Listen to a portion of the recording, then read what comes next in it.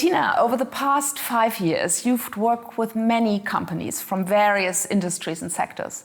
Would you say that this model of self-organization works for every type of company? And how do companies actually find out whether a less hierarchical mode of operation is suitable for them? So in my experience, it's not so much a question if is it the industry we are in or the market we are in. It's more a question of like, where are we in the moment as a company with our organizational development in general? So the major point we are trying to make with this course and also with the book is that in the end, a good collaborational model is the one which really fits to who you are as a company, fits to the mindset and the competencies of your employees, and it also fits to what you have to do, like the product you have to develop or the service you have to render. So in that sense, it's much more a question of like, where are you at which type of developmental stage as a company, and can you actually precisely analyze that and then figure out what type of next step, like which new movement would really suit you and which structure and process then would enable that.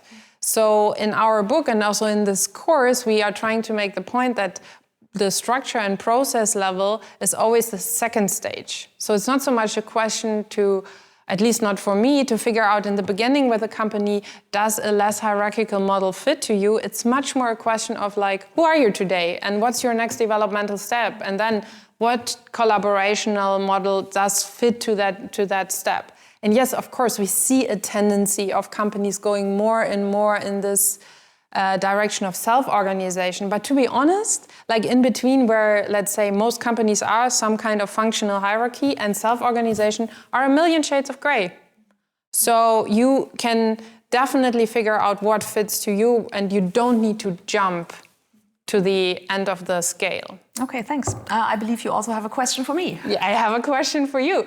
So, do you feel like, also from your own experience, that companies working to this new paradigms are more successful?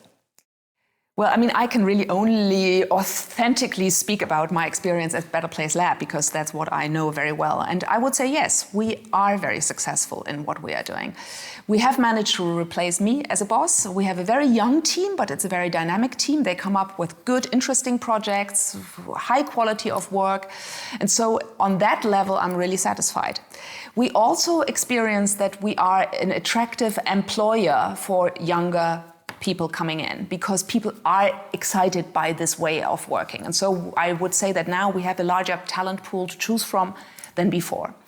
But also our definition of success itself has changed because whereas before we might be very output oriented, now success also means for us, how are we doing as a team? And are we also fulfilling our higher evolutionary purpose and really steering our organization into the future, into an unknown future. And that in itself is a new scope of how we define success. Another very common question is like, so after in this first part of the course, we now described a little bit, so what is new work about, what's self-organization, what's elements which are important in it, and actually it sounds like an awful lot of work. How do companies manage to stay efficient with this whole process? Yeah, I mean, I do get that question a lot because I also talk a lot about the inner competencies we needed to build up and develop as a team. And it is true, so there is an extra dimension of work.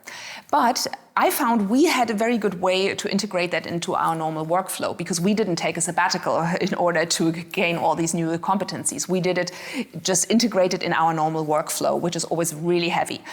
So what we did, as you know, with you, we had maybe every 6 weeks we had a half-day workshop in which we would focus on a topic, explore some also of the difficulties which we had with our new organizational paradigm.